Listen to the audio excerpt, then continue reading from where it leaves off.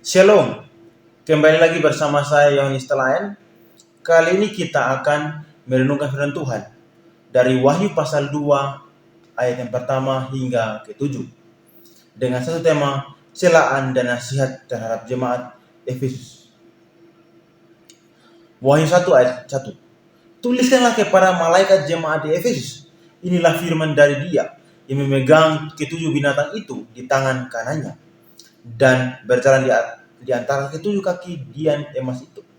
Aku tahu segala pekerjaanmu baik dari payahmu maupun ketekunanmu. Aku tahu bahwa engkau tidak dapat sabar terhadap orang-orang jahat, bahwa engkau telah mencobai mereka yang menyebut dirinya rasul, tetapi yang sebenarnya tidak. Demikian bahwa engkau telah mendapati mereka pendusta.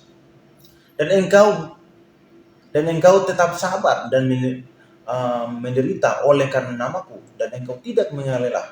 Namun demikian, aku mencela engkau, karena engkau telah meninggalkan kasihmu yang semula. Sebab itu, ingatlah betapa dalamnya engkau telah jauh. Bertobatlah dan lakukanlah bagi apa yang semula engkau lakukan.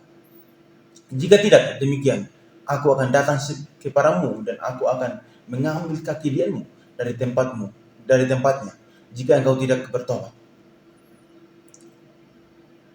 Tetapi ini yang ada padamu, yaitu engkau membenci segala perbuatan pengut-pengut Nikolaus, yang juga kubenci. Siapa bertelinga hendaklah ia mendengarkan apa yang dikatakan Roh kepada jemaat-jemaat. Barang siapa menang, dia akan kuberi makan dari pohon kehidupan yang ada dalam taman Firdaus. Di dalam kitab Wahyu pasal 2 dan 3 kita mendapati adanya surat kepada 7 jemaat di Asia Kecil, Turki sekarang. Surat ini memang ditulis oleh Rasul Yohanes, tetapi sebenarnya itu adalah firman Tuhan kepada masing-masing jemaat. Yohanes hanyalah diperintahkan untuk mencatatnya. Dalam Wahyu pasal 1 ayat 10-19, pada hari Tuhan aku dikuasai oleh Roh dan aku mendengar dari belakangku suatu suara yang nyaring seperti bunyi sangkala. Ayat 11 dikatakan, katanya, apa yang engkau lihat, tuliskanlah di dalam sebuah kitab dan kirimkanlah kepada ketujuh jemaat ini, ke Efesus, ke Smyrna, ke Pergamus, ke Tiatira, ke Sardis, ke Philadelphia, dan ke Laodikia.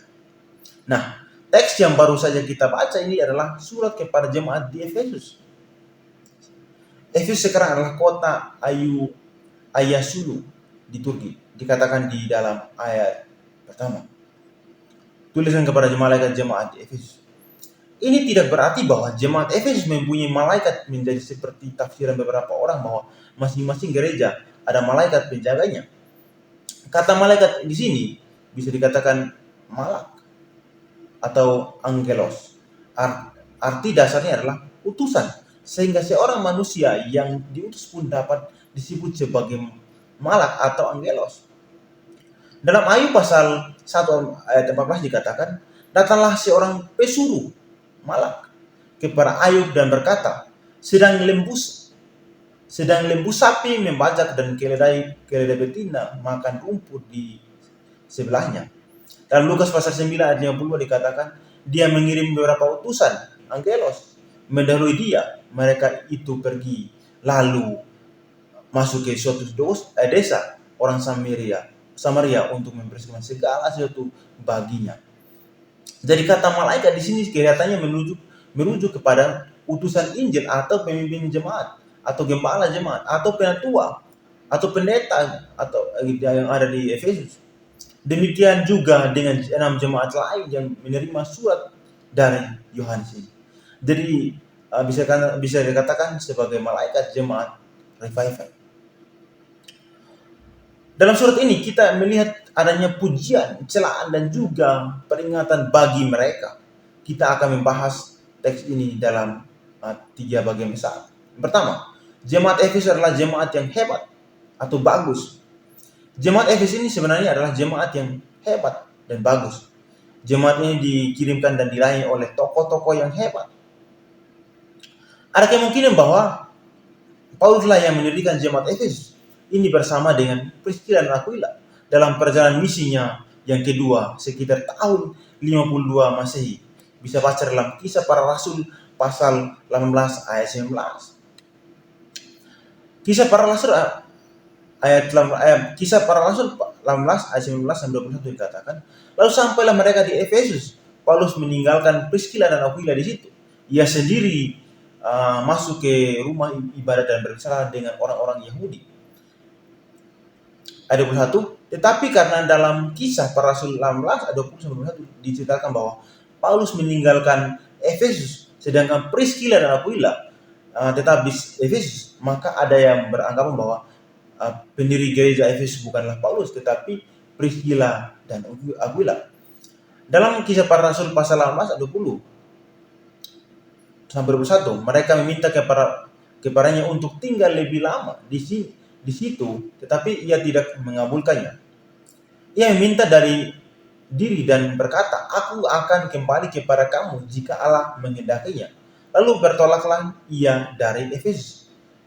Manapun yang benar, Paulus atau Priscilla dan Aquila, jelas mereka adalah orang-orang hebat. Ingat bahwa Priscilla dan Aquila pernah memberitakan katekisasi ulang kepada seorang pengkhotbah hebat, yaitu Apolos. Selanjutnya, dalam perjalanan misinya yang ketiga, Paulus singgah ke Efesus dan melayani gereja ini selama kira-kira 3 tahun. Bisa baca dalam Kisah Para Rasul 19 ayat 1 sampai 8 dan 10 dan 22. Kisah Para Rasul 20 ayat 1. Dalam Kisah Para Rasul 19 ayat 1, 8, 10, ketika Apolos masih di Korintus, Paulus sudah menjalah daerah-daerah pedalaman dan tiba di Efesus. Selama 3 bulan Paulus mengunjungi rumah ibadat di situ dan mengajar dengan berani. Oleh pemberitaannya, ia berusaha meyakinkan mereka tentang kerajaan Allah. Dalam ayat 10 dikatakan, hal ini dilakukannya 2 tahun lamanya, sehingga semua penduduk Asia mendengar firman Tuhan, baik orang Yahudi maupun orang Yunani.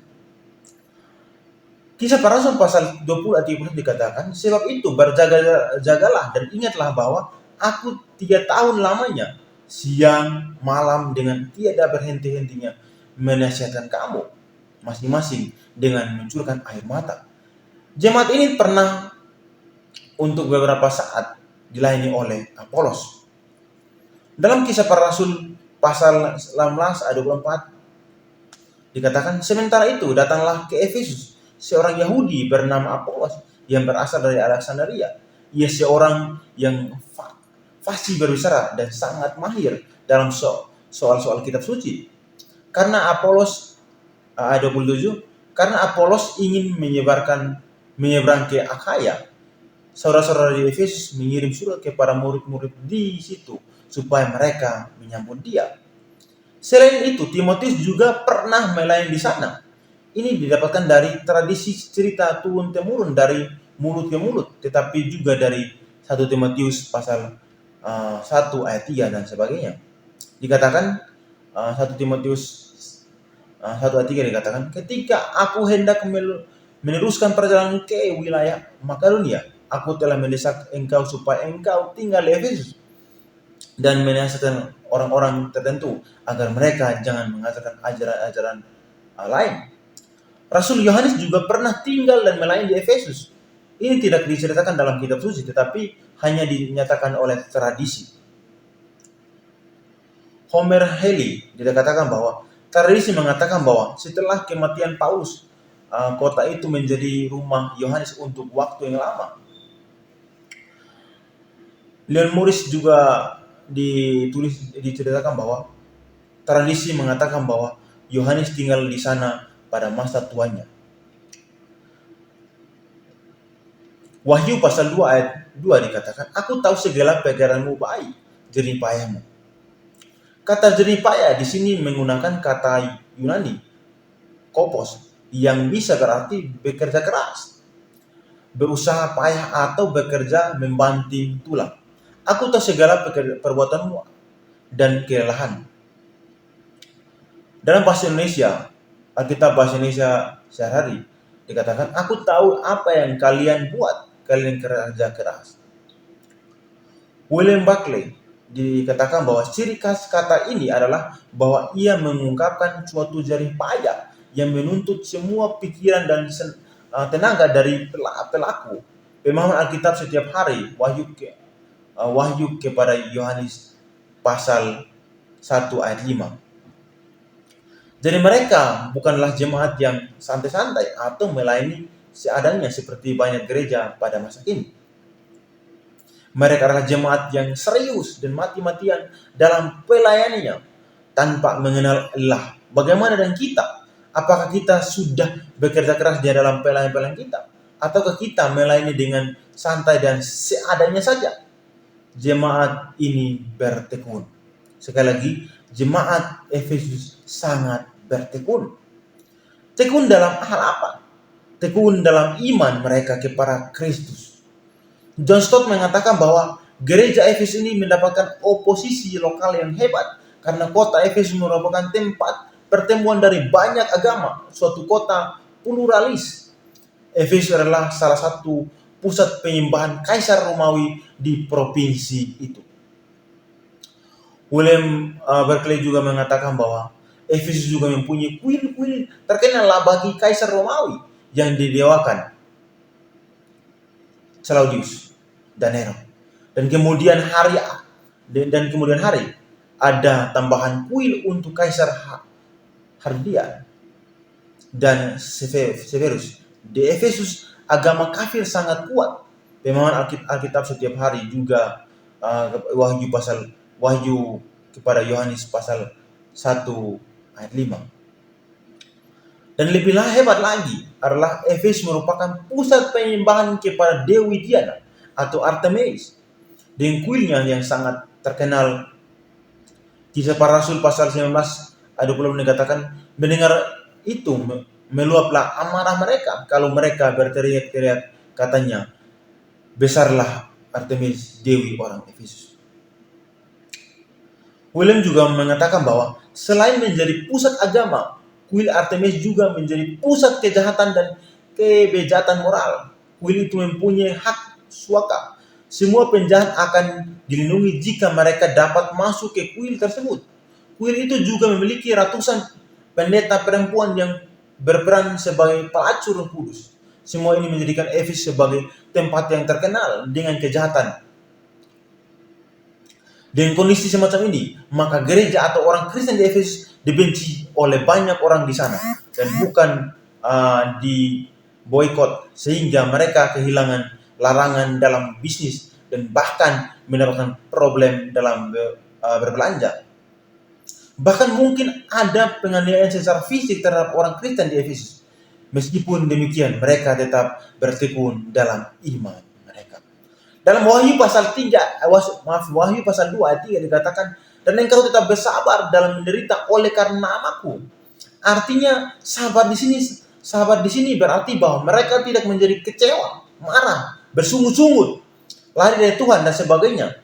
Bagaimana dengan saudara dan saya? Jika saudara dibenci karena iman saudara, atau karena saudara aktif di gereja atau revival, apakah saudara mau bertekun atau tidak?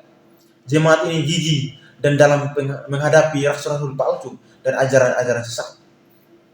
Dalam Wahyu pasal 2 ayat 2 juga dikatakan, aku tahu bahwa engkau tidak dapat sabar terhadap orang-orang jahat, bahwa engkau telah mencoba mereka yang menyebut dirinya rasul, tetapi yang sebenarnya tidak demikian, bahwa engkau telah mendapati mereka pendusta.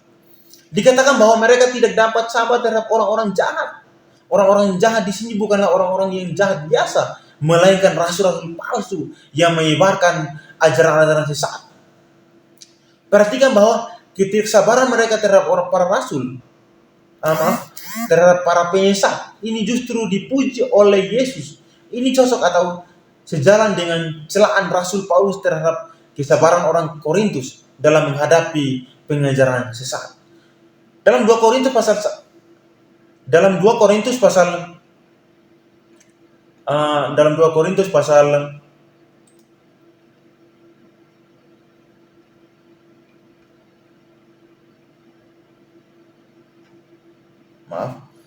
Jadi jemaat Efesus ini sangat-sangat bertekun ya. Mereka pertahankan iman mereka untuk percaya sungguh-sungguh kepada Tuhan Yesus Kristus.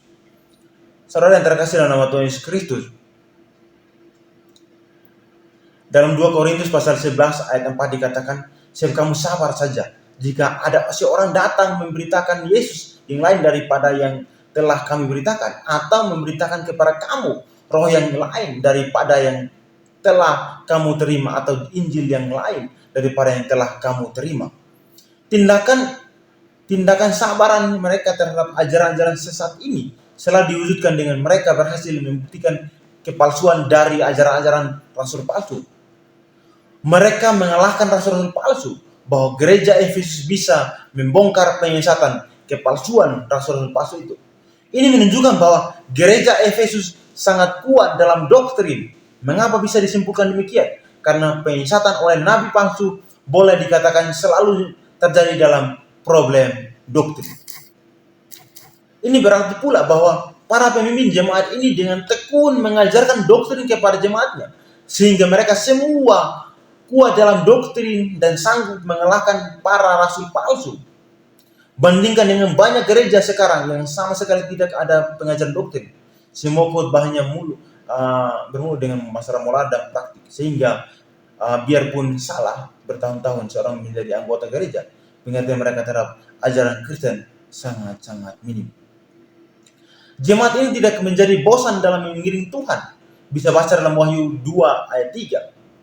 "Dan engkau tetap sabar menderita oleh karena namaku, dan engkau tidak mengenal lelah." Kata ini berhubungan dengan kalimat sebelumnya, yakni sabar menderita. Karena ini makna ayat ini adalah ketika mereka mengikut atau melayani Tuhan, dan ada banyak penderitaan, mereka tidak menjadi lelah dan bosan, jenuh. Memang dalam pengikut atau melayani Tuhan selalu ada banyak serangan setan atau penderitaan. Ada dua kemungkinan dalam menghadapi semua itu, yakni sabar dan terus bertekun dalam ikut dan melayani Tuhan, atau menjadi lelah, bosan, kehilangan semangat yang cocok dengan hidup saudara. Apakah dengan penderitaan atau masalah yang saudara hadapi membuat saudara menjadi bosan beribadah, bosan berlayani dengan Tuhan, bosan berdoa dan sebagainya? Jemaat Efesus ternyata tidak menjadi lelah atau bosan di tengah penderitaan yang mereka alami. Jemaat ini membenci namanya kejahatan. Sekali lagi, jemaat Efesus membenci yang namanya kejahatan. Dalam Wahyu pasal 2 ayat 6 dikatakan, "Tetapi ini yang ada padamu, yaitu engkau membenci segala perbuatan pengikut Nikolaus, yang juga kubenci." Ada macam-macam pandangan tentang kaum Nikolaus. Ini tetapi yang pasti, ini semacam suatu aliran yang sesat, yang lebih menyimpang secara praktis daripada secara doktrin. Mungkin seperti Clearton of God. Gereja Efesus dipuji karena mereka membenci perbuatan-perbuatan yang jahat dari aliran tersebut. Apakah saudara juga membenci kejahatan-kejahatan yang terjadi sekitar saudara? Ataukah bersikap acuh tak acuh saja dan menganggap semuanya sebagai hal yang wajar? Leon Morris mengatakan, sekalipun kasih adalah sikap Kristen yang khas, kasih terhadap yang baik membawa hal yang cocok dengannya, yaitu kebencian terhadap apa yang salah. Perhatikan bahwa adalah perbuatannya dan bukan orangnya yang merupakan objek kebencian itu. Jadi berarti jemaat Efesus adalah jemaat yang mengasihi kebenaran. Ada 6 fakta ini menunjukkan kepada kita bahwa jemaat Efesus adalah jemaat yang sangat bagus atau hebat.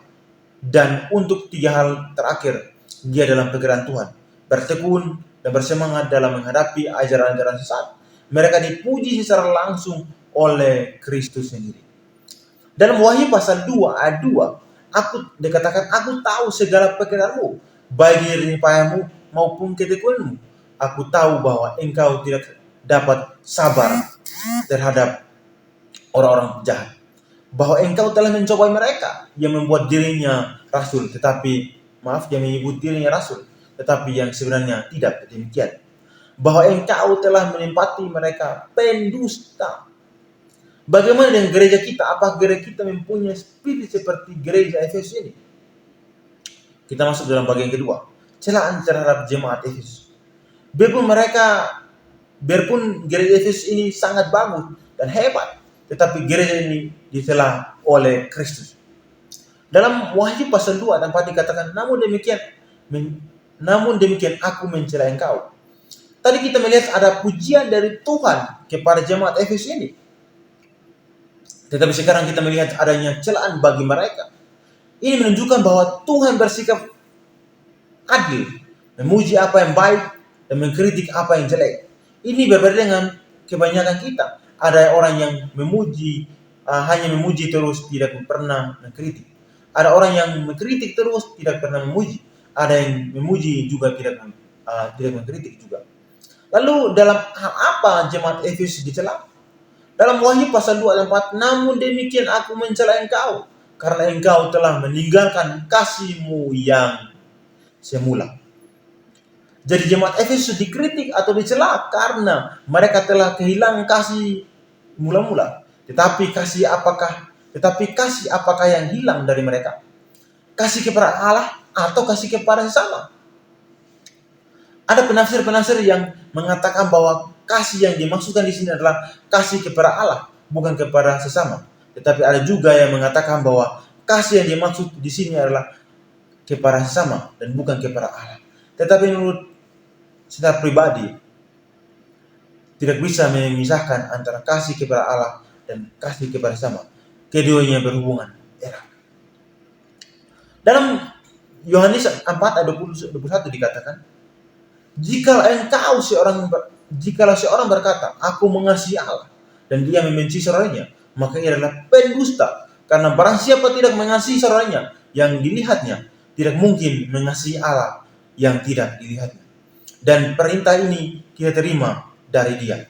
Barang siapa mengasihi Allah, ia harus juga mengasihi saudaranya. Jadi orang yang tidak mengasihi Allah Jadi orang yang tidak mengasihi Allah pasti akan mengasihi sesamanya, dan orang yang tidak mengasihi sesamanya pasti tidak mengasihi Allah. Kasih pribadi meninggikan kepada Allah secara tak terhindarkan menghasilkan kehilangan hubungan yang harmonis di dalam tubuh orang-orang percaya. Karena itu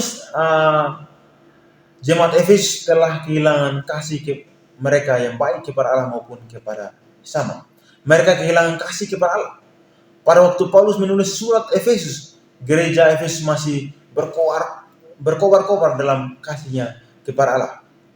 Dalam Efesus pasal 2 dalam Efesus pasal 6 ayat 24 dikatakan, kasih karunia menyertai semua orang yang mengasihi Tuhan kita Yesus Kristus dengan kasih yang tidak binasa. Dalam Alkitab bahasa Indonesia sehari-hari mengatakan bahwa semoga Allah memberkati saudara yang semua yang mengasihi Tuhan kita Yesus Kristus dengan kasih yang tidak dapat padam. Hormat kami, Paulus. Tetapi sekarang gereja Efesus telah meninggalkan kasih yang semula atau pertama itu. Kalau mereka meninggalkan kasih mereka yang semula atau kasih semula-mula mereka kepada Tuhan, bagaimana mungkin mereka masih bisa giat dalam Tuhan, bertekun di dalam iman, gigih menghadapi ajaran sesat dan lain-lain? Ya, biasa saja mereka masih dengan semangat dan gigih melakukan semua itu. Tetapi semua itu berkembang menjadi suatu kebiasaan atau keharusan, tapi tidak atas dasar kasih kepada Allah. Misalnya saja, contoh, saya bisa saja gigih dan memang saya adalah gigih dalam persiapan khotbah atau bahkan pelajaran firman Tuhan, bahkan menyampaikan firman Tuhan di mana-mana. Hal yang sama saja bisa terjadi pada saudara. Saudara mungkin masih aktif kebaktian, mengajar sekolah minggu, mengajar ketika saksi, terlibat dalam pelayanan komisi, memimpin liturgi, bermusik, menjalankan tugas-tugas kemajelisan, saudara, tetapi semuanya hanya karena kewajiban yang sudah seharusnya demikian, dan bukan karena hati saudara-saudara berkuar-kuar dalam kasih kepada Allah. Sejujurnya hati saudara sudah dingin kepada Allah. Adakah itu yang terjadi pada saudara?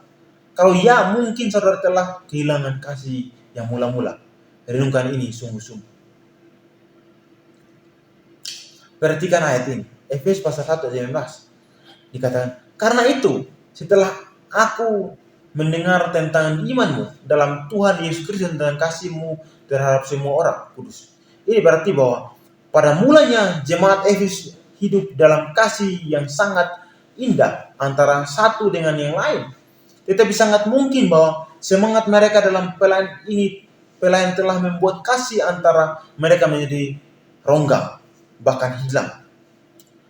Api kasih yang pernah menyala di dalam hati seseorang kepada yang lain telah padam, bahkan tidak mustahil api yang justru berkoar di hati mereka terhadap yang lain. Api kebencian, iri hati, dengki, kecemburuan, dan yang lain. Saudara yang terkasih dalam nama Tuhan Yesus Kristus, adakah ini juga yang menjadi persoalan dalam kekristenan? Apakah api kasih yang pernah menyala antara kita semua sejak gereja didirikan masih tetap menyala hingga hari ini? Ataukah semua mundur bahkan padam? Lebih dari itu, mungkinkah ada api yang lain, yakni kebencian, iri hati, dengki, kecemburuan, celaan, kecurigaan yang mulai menyala di antara kita terhadap sesama kita? Mungkinkah mungkin kita renungkan ini supaya kalau masih ada hal-hal begitu kita boleh hilangkan. Saudara yang terkasih dalam nama Tuhan Yesus Kristus, dalam Korintus pasal 3 ayat 1 sampai 3, sekalipun aku dapat berkata-kata dengan semua bahasa manusia dan bahasa malaikat, tetapi jika aku tidak mempunyai kasih, aku sama seperti gong yang berkumandang dan canang yang gemerincing. Sekalipun aku mempunyai karunia untuk bernubuat, dan aku mengetahui segala rahasia dan memiliki seluruh pengetahuan, dan sekalipun aku memiliki iman yang sempurna untuk memindahkan gunung, tetapi jika aku tidak mempunyai kasih, aku sama seperti tidak berguna.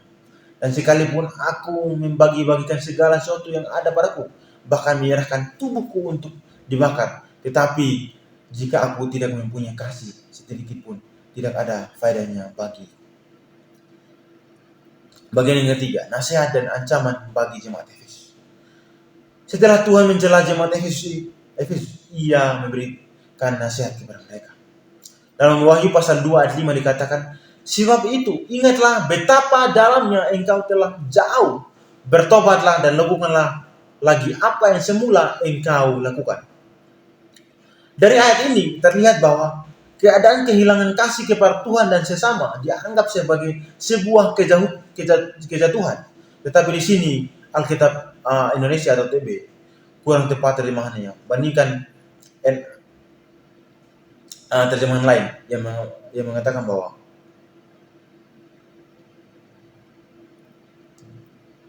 jadi di sini Tuhan memberikan nasihat agar jemaat Efesus melihat ke belakang untuk mengingat kembali kapan atau pada titik mana mereka mengalami kejatuhan itu. Atau dengan kata lain, bagi orang yang telah meninggalkan kasih yang mula-mula, pertama harus dilakukan adalah melihat ke belakang untuk ingat di mana atau kapan meninggalkan kasih yang mula-mula itu. Dan untuk membandingkan keadaan pada waktu itu, ia mempunyai kasih yang mula-mula dengan keadaan sekarang setelah ia meninggalkan kasih yang mula-mula. Saudara yang terkasih dalam Tuhan Yesus Kristus, Israel pernah kehilangan kasih kepada Allah, dan Allah berfirman dalam Yeremia pasal 2 dikatakan, beginilah firman Tuhan, aku teringat kepada kasihmu pada masa mudamu, kepada cintamu pada waktu engkau menjadi pengantin. Bagaimana engkau mengikuti aku di padang gurun, di negeri yang tiada terbarunya. Saudara yang terkasih dalam Tuhan Yesus Kristus, Wahyu pasal 2 ayat 5 dikatakan, sebab itu ingatlah betapa dalamnya engkau telah jatuh, bertobatlah, lakukanlah lagi apa yang semula engkau lakukan. Jadi setelah kita tahu bahwa tindakan apa yang menyebabkan kita meninggalkan kasih pertama itu, maka kita harus bertobat, mengaku dosa kita, membuang. Setelah itu kita harus kembali melakukan pekerjaan pertama, yaitu pekerjaan yang kita lakukan pada waktu kita masih mempunyai kasih yang pertama. Mungkin saudara merasa heran apa akan perintah ini, karena bukanlah gereja Efesus adalah orang-orang yang sudah bekerja keras bagi Tuhan. Memang tapi ingatlah bahwa dalam dalam 1 Korintus pasal 13 ayat 1 sampai 3, Paulus berkata bahwa semua perbuatan baik atau pelayanan tidak ada gunanya kalau tidak ada kasih. Jadi Kristus tidak menghendaki seandainya pekerjaan asal melayani, tetapi menghendaki pekerjaan yang dilandasi oleh kasihnya kepada umat. Maukah saudara, Tuhan bukan saja memberikan nasihat, tetapi juga ancaman. Dalam Wahyu pasal 25 juga dikatakan, jika tidak demikian aku akan datang kepadamu dan aku akan mengambil kaki dianmu dari tempatnya jika engkau tidak bertobat. Jadi satu ancaman, jika jemaat Efesus tidak melakukannya atau tidak kembali kepada kasih semula, maka Allah sendiri datang untuk mengambil kaki Dian dari tempatnya. Saudara terkasih dalam Yesus Kristus, kalau hari-hari ini kita sudah meninggalkan kasih kita yang semula, kita harus kembali untuk melakukannya, untuk melayani Tuhan, untuk mengasihi Allah dan sesama kita sebagai tindakan kasih kita kepada Tuhan. Shalom, semoga renungan ini memberkati kita semua. Tuhan memberkati. Amin.